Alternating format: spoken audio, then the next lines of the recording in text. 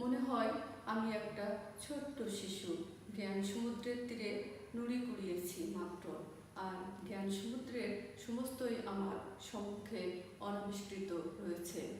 কথাটি বলেছিলেন sir Isaac Newton. 1664 খ্রিস্টাব্দ ইংল্যান্ডে প্লেগের প্রাদুর্ভাব শুরু হলো। 1665 খ্রিস্টাব্দ নাগাদ এটি মহামারীতে রূপ নিল। কেমব্রিজ অনির্দিষ্টকালের জন্য বন্ধ ঘোষণা করা হলো। স্যার আইজ্যাক নিউটন উলসথর্পে তার খামার বাড়িতে ফিরে গেলেন। 18 মাস সময় সেখানে অতিবাহিত করলেন। এই 18 মাস সময় তার জীবনের অনেক ফলপ্রসূ ছিল। তার পরবর্তীতে বিজ্ঞানের যেসব বিস্ময়কর আবিষ্কার তার ভিত্তি সূচিত হয়েছিল ওই 18 মাস সময়ে। প্রিয় শিক্ষার্থীরা, তোমরাও তোমাদের সময়কে ফলপ্রসূ করো। করোনা মহামারীতে তোমরা নিজেদেরকে সুরক্ষিত করো, এই আশাবাদ ব্যক্ত করে আমি আমার অনলাইন 3য় ক্লাস শুরু করছি। আমরা আলোচনা করছিলাম রিয়ালিজম নিয়ে। আমরা রিয়ালিজম নিয়ে আলোচনায় দার্শনিক ও সাহিত্যিকদের মতামত আলোচনা করছিলাম। আলোচনার এই পর্যায়ে এসে আমার মনে হলো তোমাদেরকে সেই সময় ইউরোপের যে সমাজ ব্যবস্থা তার সাথে একটু পরিচয় করিয়ে দেই। আমরা ইউরোপের যে সমাজ ব্যবস্থা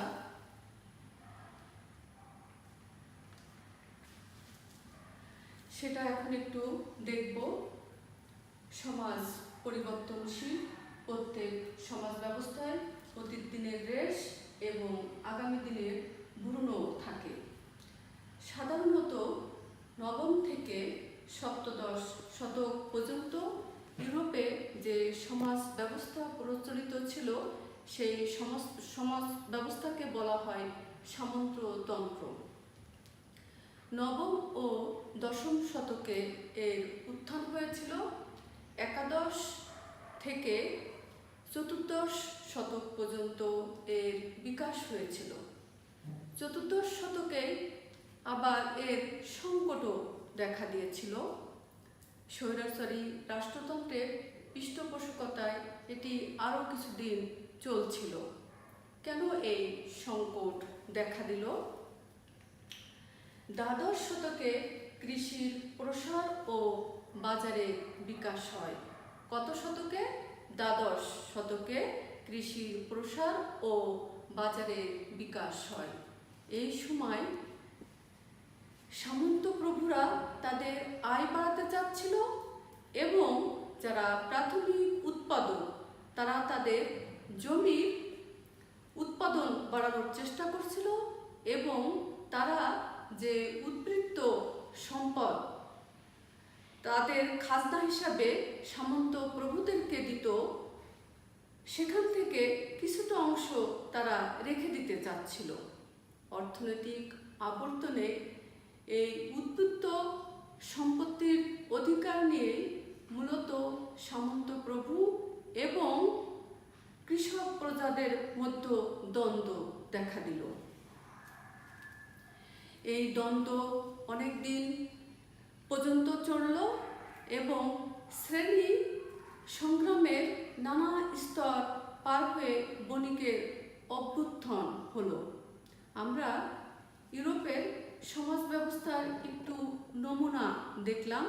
আমরা এখানে দেখলাম উদ্বৃত্ত সম্পত্তি বা সম্পদ, উদ্বৃত্ত সম্পদটা কি এবং প্রাথমিক উৎপাদক কি। এই জিনিসগুলো দেখার জন্য আমি আরেকটু অর্থনৈতিক আলোচনায় যেতে চাই। আলোচনাটা একটু কঠিন, তোমরা একটু মনোযোগী হবে আমি এই আশা করছি। তোমরা দেখো যে পুঁজিবাদের কথা আমরা সবাই জানি। পুঁজিবাদ আসলে কি সেটি আমরা একটু দেখব। পুঁজিবাদ বা ক্যাপিটালিজম। ক্যাপিটালিজম শব্দটি 1877 সালে কার্ল মার্কস প্রথম তার রুশ সহযোদ্ধাদের সাথে আলোচনার সময় রাশিয়ায় পুঁজিবাদের সঞ্চারণ প্রসঙ্গে ব্যবহার করেছিলেন। অক্সফোর্ড ডিকশনারিতে অবশ্য বলা হয়েছে, থ্যাকারে 1854 সালে ক্যাপিটালিজম শব্দটি প্রথম ব্যবহার করেন। পুঁজিবাদ বা ক্যাপিটালিজম একটি বিশেষ উৎপাদন ও বন্টন ব্যবস্থা। কি? একটি বিশেষ উৎপাদন ও বন্টন ব্যবস্থা হলো পুঁজিবাদ।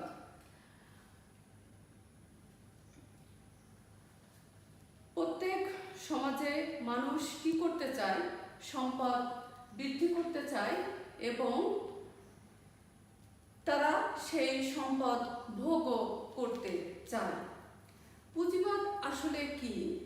যখন কোনো সমাজ ব্যবস্থায় মুষ্টিমেয় এক শ্রেণীর মানুষ সম্পদ সৃষ্টির উপকরণগুলো নিজের হাতে কুক্ষিগত করে এবং স্বীয় সম্পদ বৃদ্ধির জন্য অপর মানুষের শ্রম শোষণ করে, তখন সম্পদ সৃষ্টির ওই উপকরণগুলোকে পুঁজি বলা হয়।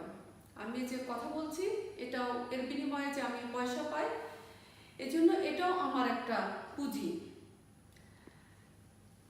তাহলে আমরা কি বুঝলাম? যে উৎপাদনের উপকরণটাই আসলে পুঁজি। মনে রাখতে হবে, মানব সভ্যতার ইতিহাসে মনুষ্য সমাজ যুগ যুগ ধরে শ্রেণীবিভক্ত ও শোষণ ক্লিষ্ট। সম্পদ সবসময় কিছু মানুষের হাতে কুক্ষিগত থাকে, উৎপাদনের হাতিয়ার শুনে মালিকানা মুষ্টিমেয় উচ্চ শ্রেণীর হাতে কেন্দ্রীভূত থাকে। দাস মালিকদের সমাজ ব্যবস্থায় এবং পরবর্তীকালে সামন্ত যুগেও এই একই শোষণ ক্লিষ্ট সমাজ ব্যবস্থা ছিল। এই একই কি ছিল? শোষণ ক্লিষ্ট উৎপাদন ব্যবস্থা সেটা ছিল প্রত্যেক সমাজে।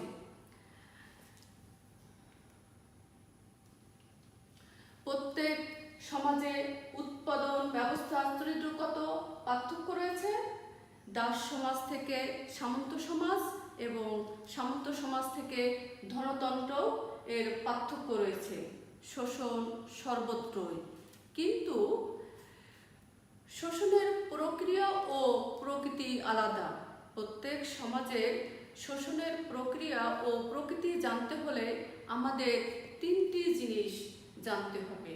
সেই তিনটি জিনিস কি? শ্রম নিয়োগ পদ্ধতি, উদ্বৃত্ত সম্পদের আহরণ ও বন্টন পদ্ধতি এবং ক্ষমতার বিন্যাস। তাহলে আমরা কি জানলাম? তিনটি জিনিস আমাদের জানতে হবে। সামন্ততন্ত্রে সামাজিক সম্পর্ক সামন্ত প্রভু ও ভূমিদাসের মধ্যে আবর্তিত হতো। সামন্ততন্ত্রে উৎপাদনের প্রথম বা প্রধান ক্ষেত্র ছিল কৃষি, আর এখানে প্রাথমিক যে উৎপাদক তিনি ছিলেন ভূমিদাস। ভূমিদাসত্ব হচ্ছে সামন্ততান্ত্রিক কাঠামোয় পরিবর্তিত কৃষকের মূল বৈশিষ্ট্য। যে কৃষক আগে ছিল দাস, সে এখনো ভূমিদাস। এখন আমরা দেখব দাস এবং ভূমিদাসের মধ্যে পার্থক্য কোথায়। দাস এবং ভূমিদাসের মধ্যে প্রভেদ হলো উৎপাদনের উপকরণের মালিকানায়।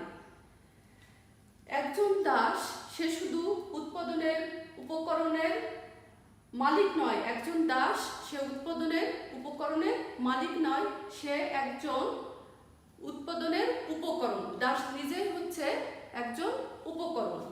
কিন্তু সামন্ততন্ত্রে উৎপাদক কৃষকের একটি স্বতন্ত্র অস্তিত্ব আছে। সামন্ততন্ত্রে উৎপাদকের যে কৃষক তার একটি স্বতন্ত্র অস্তিত্ব আছে। এই ভূমিদাস হলো উৎপাদনের উপকরণের মালিক।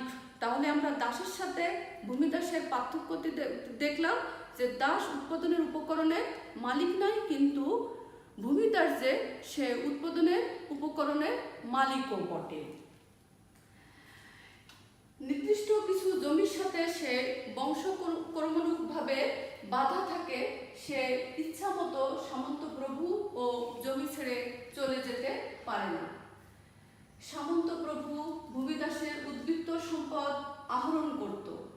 এই উদ্বৃত্ত সম্পদকে বলা হতো খাজনা। এই খাজনা নানা রকম হেরফের ছিল, শ্রম, দ্রব্য এবং অর্থে খাজনা দেওয়া হতো। ভূমিদাসের উদ্বৃত্ত যে সম্পদ সামন্ত প্রভুকে দিত, সেটি ছিল তার অস্তিত্ব, এবং এই উদ্বৃত্ত সম্পদ ছিল সামন্ত প্রভুর সামাজিক এবং অর্থনৈতিক ক্রিয়াকলাপের ভিত্তি। ধনতন্ত্রে যে শ্রমিক, তার সাথে ভূমিদাসের পার্থক্য আছে। ধনতন্ত্রে যে শ্রমিক, তার সাথে কি আছে? ভূমিদাসের পার্থক্য আছে। ভূমিদাসের শ্রম অবাধে কেনাবেচা হয় না। ভূমিদাসের সাথে সামন্ত প্রভুর সম্পর্ক বাজারে পণ্যের মতো নির্দিষ্ট বিনিময় মূল্যের উপর নির্ভরশীল নয়। সামন্ততন্ত্রে সামন্ত প্রভু ভূমিদাসের উদ্বৃত্ত সম্পত্তি খাজনার মাধ্যমে আত্মসাৎ করে। এটা হচ্ছে শোষণের একটি প্রক্রিয়া। আর ধনতন্ত্রে আমরা দেখতে পাই যে শ্রমিক সে উৎপাদনের উপকরণের মালিক নয়, সে শ্রম বিক্রি করে, কিন্তু সে যে শ্রম বিক্রি করে তার ন্যায্য মূল্য সে পায় না। এজন্য সে মানবতার জীবনযাপন করে। এই যে সে ন্যায্য মূল্য পায় না, মানবতার জীবন যাপন করে, এভাবেই কিন্তু একজন পুঁজিপতি তার শ্রমিককে সামাজিকভাবে নিয়ন্ত্রণ করে। সামন্ত সমাজে একজন ভূমিদাস তার প্রভুকে উদ্বৃত্ত সম্পদ খাজনা হিসাবে দিত। তার কারণ ছিল যে ভূমির সত্ত্বের ভোগদখলি এবং তার সামাজিক নিরাপত্তা এই সামন্ত প্রভু নিয়ন্ত্রণ করত। আমরা এই আলোচনার এই পর্যায়ে ভূমিদাস, দাস এবং শ্রমিক তারা যে উৎপাদন ব্যবস্থার সাথে জড়িত এবং শোষণ ক্লিষ্ট, সেই বিষয়গুলো সম্পর্কে একটু জানলাম। এবার আমরা আমাদের মূল আলোচনায় ফিরে যাব। আমরা রিয়ালিজম বিষয়ে দার্শনিক ও সাহিত্যিকদের যে মতামত আলোচনা করছিলাম, এ পর্যায়ে আমরা সেই আলোচনায় যাব। আমাদের আলোচনাকে একটু সহজ করার জন্য আমরা এতক্ষণ এই সমাজ ব্যবস্থা এবং আনুষঙ্গিক আরো কিছু জানলাম।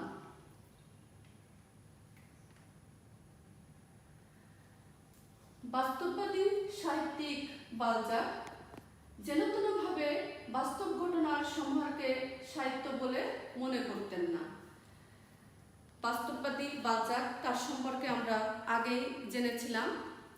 উনি কি বলেছেন যে যেনতেনভাবে বাস্তব ঘটনার সমাহার সেটি কোনো সাহিত্য নয়।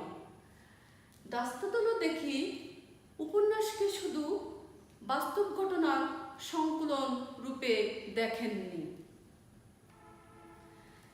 দাস্তাদলের মতে উপন্যাস হচ্ছে একখানি আরশি, সেখানে নীল আকাশও থাকবে, আবার কর্দমাক্ত পথও থাকবে।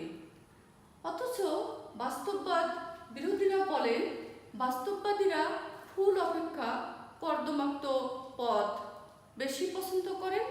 তাদের কাছে যা যত বেশি মিশে তাই তত বাস্তব।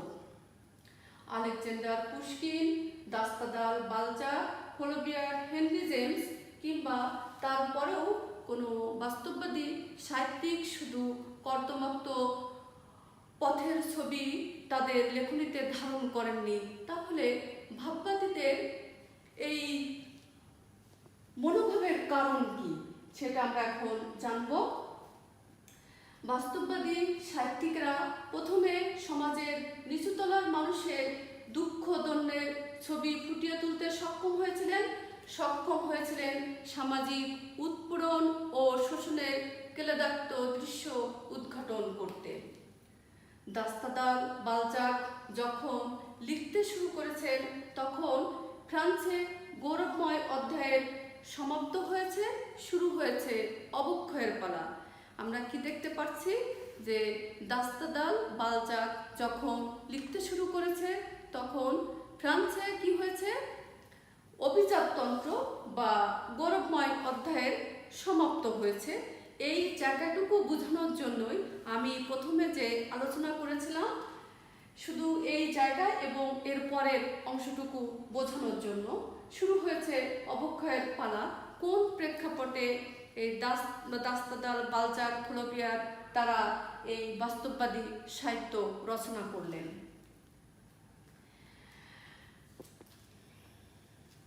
সামাজিক যে পরিবর্তন, সেই পরিবর্তন দেখানোর জন্যই মূলত আমরা এতক্ষণ আলোচনা করলাম।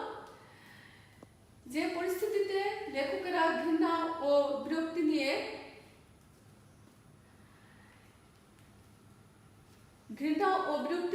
তাকালেন সমকালের দিকে, নিজেদের লেখনীকে ব্যবহার করলেন সামাজিক অধঃপতনের বিরুদ্ধে অস্ত্ররূপে।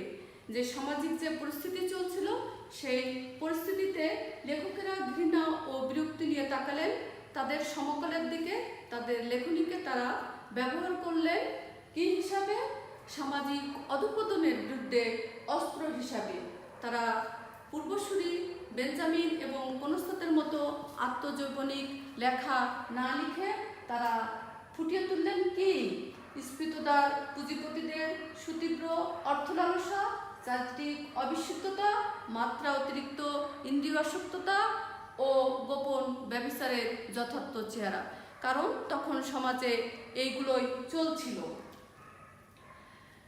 বালজাক তার বিখ্যাত ব্রড স্টোরিজে বিত্তবান চরিত্রের মানুষগুলোর বিভিন্ন দৈন্যের স্বরূপ একজন সমালোচকের দৃষ্টি থেকে অতি নিখুঁতভাবে ফুটিয়ে তুলেছেন।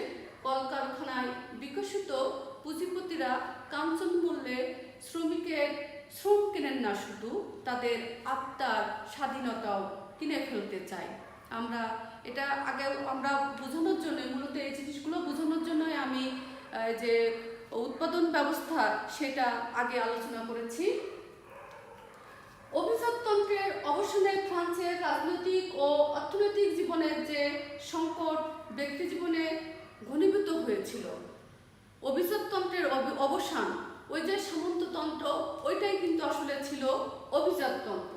সেই অভিজাততন্ত্রের অবসানে ফ্রান্সের রাজনৈতিক ও অর্থনৈতিক জীবনের যে সংকট ব্যক্তি জীবনে ঘনীভূত হয়েছিল, দাস্তাদাল বালজাক ফ্লোবিয়ার তাদেরই রূপকার।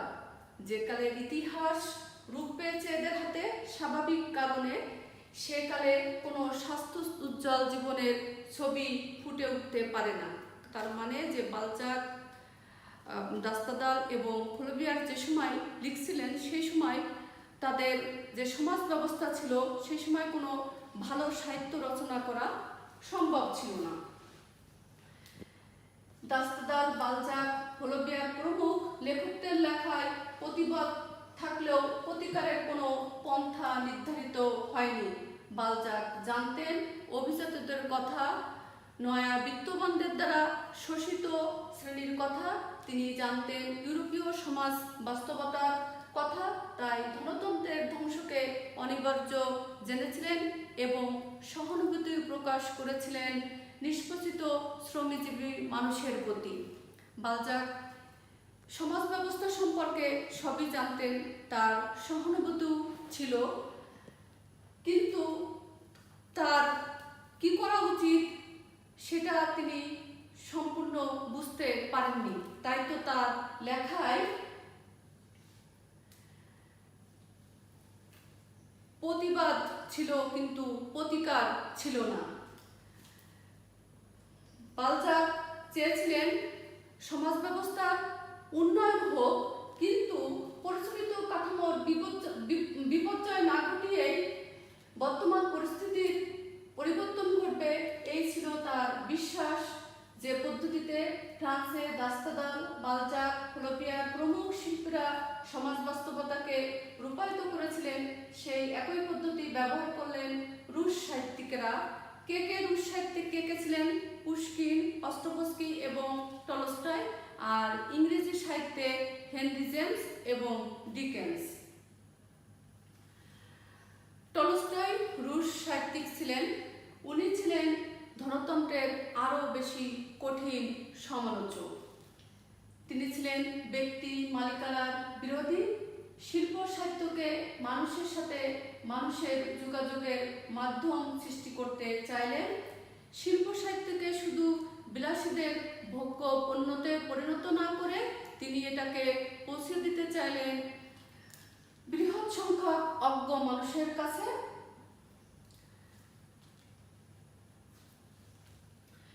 বাস্তববাদীরা, এবার আমরা বাস্তববাদী সাহিত্যিকরা যে সাহিত্যগুলো রচনা করত সেই সাহিত্যের বৈশিষ্ট্য কেমন ছিল সে বিষয়ে একটু দেখব।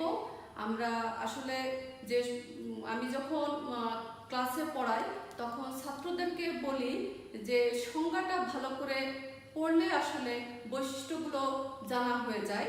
সংজ্ঞাটা যদি আমরা ভালো করে পড়ি তাহলে বৈশিষ্ট্যগুলো জানা হয়ে যায়। তা আমরা আজকে বৈশিষ্ট্যগুলো দেখব।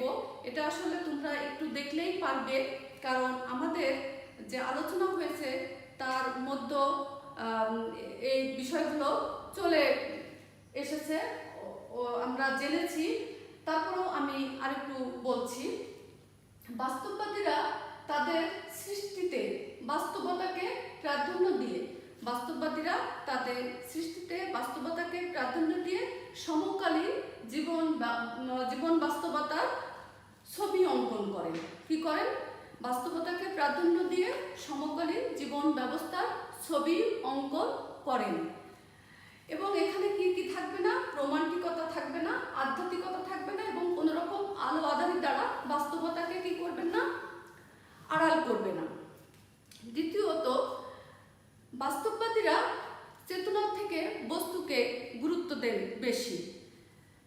আমরা এমনিও জানি যে চেতনা সেটি হচ্ছে মানুষের ভিতরকার বিষয়। চেতনা আমাদের নিজেদেরকেই নিয়ন্ত্রণ করতে পারে না সবসময়, সমাজের ভয়ে। সেখানে সাহিত্যিকরা কিভাবে আমাদের চেতনাকে তাদের সাহিত্যে উপস্থাপন করবে? এটা হলো বাস্তববাদীরা চেতনা থেকে বস্তুকে প্রাধান্য দেন। দ্বিতীয় যে পয়েন্ট, আমরা বাস্তববাদী সাহিত্যিকদের সাহিত্য রচনার যে বৈশিষ্ট্য সেগুলো দেখছি। বাস্তববাদীরা অলংকার বর্জিত গদ্যশালী ভাষা ব্যবহার করেন। কি করেন? বাস্তববাদীরা অলংকার বর্জিত গদ্যশালী ভাষা ব্যবহার করেন। এই গদ্যশালী ভাষা ব্যবহারের জন্য কবিতায় শব্দ বা উপমা ব্যবহারে থাকে তির্যকতা, এবং গদ্যে কাহিনী চয়নে এবং চরিত্র নির্মাণে থাকে নিরেট বাস্তবতা। সমাজের বিভিন্ন স্তরের মানুষের 4 নম্বর পয়েন্ট, সমাজের বিভিন্ন স্তরের মানুষের ভাষার ব্যবহার থাকে। পাত্রপাত্রীর পেশা, সামাজিক অর্থনৈতিক অবস্থান অনুযায়ী তাদের খাবার, পোশাক, পরিচ্ছদ, গৃহসজ্জা, চিন্তা এবং চিন্তা পদ্ধতি লেখকেরা সন্নিবেশ করেন। বাস্তববাদীরা শিল্প সৃষ্টির খাতিরে অলংকারে রচনাকে ভারী করে তুলেন না।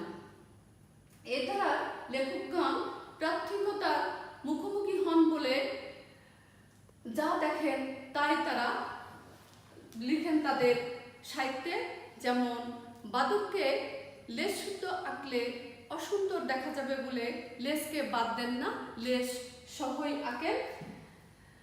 বাস্তববাদীরা যেমনি দরিদ্র জীবনে অসঙ্গিত ও বেদনা আঁকেন, তেমনি শোষক ও ধনীর দুলালের বলগাহীন জীবন ও অনাচারের স্রোতে গা ভাসিয়ে দেওয়ার ছবিও আঁকেন। চরিত্র ও ঘটনাসমূহের বস্তুনিষ্ঠ পর্যবেক্ষণ ও তন্ময় চিত্র অঙ্কন করার জন্য চরিত্র ও ঘটনাসমূহের বস্তুনিষ্ঠ পর্যবেক্ষণ ও তন্ময় চিত্র অঙ্কন করার জন্য তারা দৃষ্টিগ্রাহ্য বিষয়বস্তু এবং চেনা জানা কোনো ঘটনা বা অভিজ্ঞতা স্পষ্ট ও আবেগহীনভাবে তাদের লেখায় উপস্থাপন করেন, কারণ বাস্তবতার উন্মোচনই তাদের লক্ষ্য। চরিত্র ঘটনাসমূহের বস্তুনিষ্ঠ পর্যবেক্ষণ করার জন্য তারা অবশ্যই কি করে, যে দৃষ্টিগ্রাহ্য বিষয়বস্তু বা চেনা চেনা কোনো ঘটনা ও অভিজ্ঞতাকে তারা কাজে লাগান। এই ধারার লেখকগণ মধ্যবিত্ত ও নিম্ন মধ্যবিত্ত মানুষের জীবন সমস্যার বিশ্লেষণ করেন। কি করেন? মধ্যবিত্ত ও নিম্নবিত্ত মানুষের জীবন সমস্যার বিশ্লেষণ করেন। ব্যক্তির সাথে তার পরিবেশের দ্বন্দ্ব এদের সকলের রচনার উপজীব্য বিষয়। ব্যক্তির সাথে তার পরিবেশের যে একটা দ্বন্দ্ব আছে সেটি এদের প্রত্যেকের রচনার উপজীব্য বিষয়।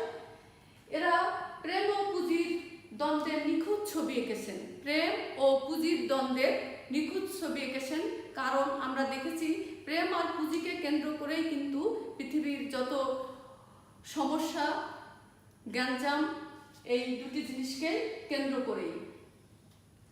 ধনতন্ত্রের চাপে ব্যক্তি হৃদয়ের যন্ত্রণার ভাষ্যকার এরা। ধনতন্ত্রের চাপে ব্যক্তি হৃদয়ের ভাষ্যকার এরা। সমাজ পরিবর্তনের লক্ষ্য কাজ করতে চায়, তাই তারা যা দেখেন তাই তাদের সাহিত্যে উপস্থাপন করেন। তারা মনে করেন সমাজ পরিবর্তনের জন্য মানুষকে সত্য জানা প্রয়োজন, এবং সেই জন্য তারা সত্য ঘটনাকে তাদের সাহিত্যে উপস্থাপন করেন। এবং সত্য যদি মানুষ জানে তাহলে মানুষ কি করবে? পরিবর্তনের জন্য, সমাজ পরিবর্তনের জন্য এগিয়ে আসবে। বাস্তববাদী বলে তাদের রচনায় অন্তর্নিহিত সত্যের উপস্থিতি কম। বাস্তববাদী বলে যেহেতু তারা বস্তুগত জিনিসে বিশ্বাসী, সেজন্য তাদের রচনায় অন্তর্নিহিত সত্যের উপস্থিতি কম। বিষয়কে গুরুত্ব দেন না বলে বিষয়কে গুরুত্ব দেন বলে তারা ফর্মকে বেশি গুরুত্ব দেন না। তারা হচ্ছে বিষয় হচ্ছে বস্তুকে গুরুত্ব দেন বলে ফর্মকে গুরুত্ব দেন না। এই শ্রেণীর লেখায় বিশেষভাবে অনুপস্থিত অধ্যাত্ম ভাবনা, পারলৌকিকতা এবং অতীন্দ্রিয়তা। এই শ্রেণীর লেখা মেদবহুল হয় না। অতিরিক্ত কথা, অপ্রাসঙ্গিক সংযোজন সকল সময় বর্জন করা হয়। বাস্তব সত্য চিত্রায়নের নামে এদের রচনায় উঠে এসেছে, বাস্তব সত্য রচনা করতে যে এদের রচনায় উঠে এসেছে কি? প্রতিহিংসা পরায়ণতা, ক্রুদ্ধতা এবং যৌনতা। এ ধারার লেখকগণ মনে করেন শিল্প সাহিত্য কোনো আনন্দময় ভ্রমণ নয়। সত্য যত নিজ বা হীন হোক তা কি করতে হবে? তা প্রকাশ করতে হবে।